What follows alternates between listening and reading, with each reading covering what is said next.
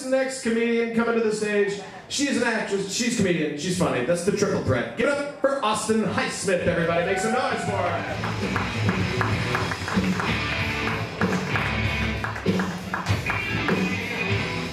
Hello. Hi. So guys, I had a really cool thing happen to me today. I had one of my longest lifelong dreams fulfilled. I became a hand model.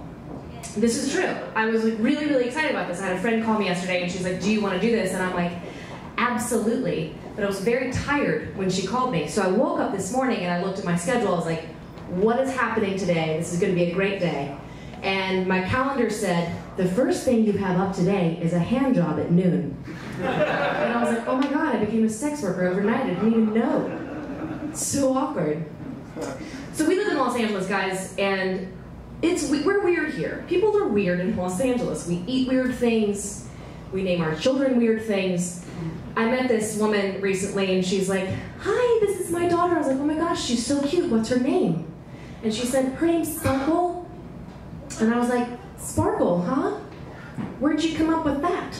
And she said, well, we didn't really have a name picked out, but the doctor said she really did Sparkle. And I was like, why couldn't that doctor have just said she really does Jennifer? She's got such an Angela in her eye. But no. Oh, LA, we're so weird. I actually received a flyer recently, and it said, please present this at the front desk for your complimentary organic tan. I'm so sorry, an organic tan? Didn't that used to just be called going outside? So bizarre. So I'm not from Los Angeles, I'm actually from North Carolina. My whole family, they still live there. My parents have been married for 39 years, guys. That is a long time. It's a long time, right? But it's actually really surprising if you knew my parents, because they're super different. My mother is very quiet, and she enjoys reading. My father likes making bird noises, and his #1 goal in life is to be black. I'm not kidding. And he thinks that people should just instinctively know that inside he wants to be African American. So he will just walk up to groups full of large black men and be like, yo, what's up, brothers? Oh, white people. Whew, they are boring, aren't they? Wow. Actually, he got his blood drawn recently, too. And the doctor was kind of surprised. And my dad was like, oh, so the doctor says, he's like, oh, you're B positive. And my dad's like, oh, well, why is that surprising? And the doctor said, well, because most of the people that I treat with B positive blood are African American. Guys, that was the best day of his entire life. It's true. My dad loves my boyfriend. He does. He loves him because my boyfriend is Dominican and used to be a boxer. So I'm pretty sure somewhere in my dad's mind, he thinks if I marry my boyfriend, he'll finally have a black professional athlete in the family. So he's pretty stoked about that. So my boyfriend, my boyfriend and I were friends for about 7 years, and I kept dropping hints, and he just wasn't picking them up. So about 2 years ago, I just got the courage, and I sat in front of him, and I was like, babe, I want to date you. And he said, aw, baby, that's so brave.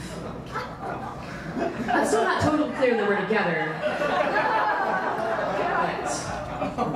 But my boyfriend, he's from Washington Heights in New York, so we have a little bit of a language barrier too, which I discovered when we first started dating, because I called him up and I was like, hey babe, you wanna hang out tonight? And he was like, yeah, for sure, no doubt, we'll chop it up.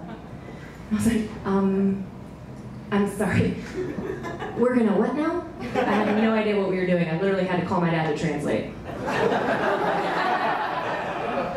So speaking of language barriers, when is the Valley Girl accent? When is that gonna be over? Right? I just can't stand it when girls talk like that. I can't. And I've done research for us, guys. I've done some research. We're the only country that has to put up with this.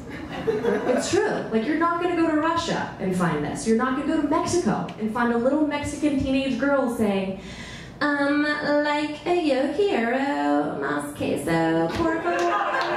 Gracias. It's not gonna happen. It's just not. So like Justin said, I'm an actor in Los Angeles. Hi, I'm the only one. It's really rare. And like most actors in this town, I'm not famous, you know, so when I meet people, they want me to prove it to them. They want me to give them like a verbal resume. They're like, oh really, you're an actor? What, have you ever done anything I would have seen? And I just always want to turn it around on them though and be like, oh really, you're a real estate agent? What houses have you sold? Any I would have seen? But I massively missed my opportunity. I was on a plane recently and a guy literally said that to me. He was like, what have you done? I mean, do I know what you've done? I don't watch movies, television, or commercials. And I was like, well sir, that leaves porn. So no. So I normally get hired to die on TV. I've been told people like watching me die. Don't know how to feel about that. But dying on TV is actually, it's not such a bad gig to have, because I have a friend who plays a doctor on TV, and she always has these people writing her. You know, they're like, hey, I'm a doctor in real life. That's not how you actually do that. I rarely have people writing me saying things like, yo, I got shot in the head last week, and that is not how that went down.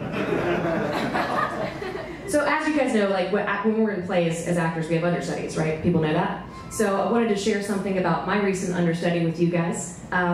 She recently married my ex-fiance. Yeah, they both took her job really seriously. I mean, to be fair, I did have to leave town to go, you know, do a movie, so I asked her to finish the play for me. And I guess I just wasn't totally clear exactly which parts of my life she was supposed to take over. So now if I go out to eat at a restaurant and I have some leftovers, you know, I'll just box them up and send them to her with a nice note that says, yo, I'm done with this now too. You want to take it across the finish line? You guys have been incredible. My name's Austin Highsmith.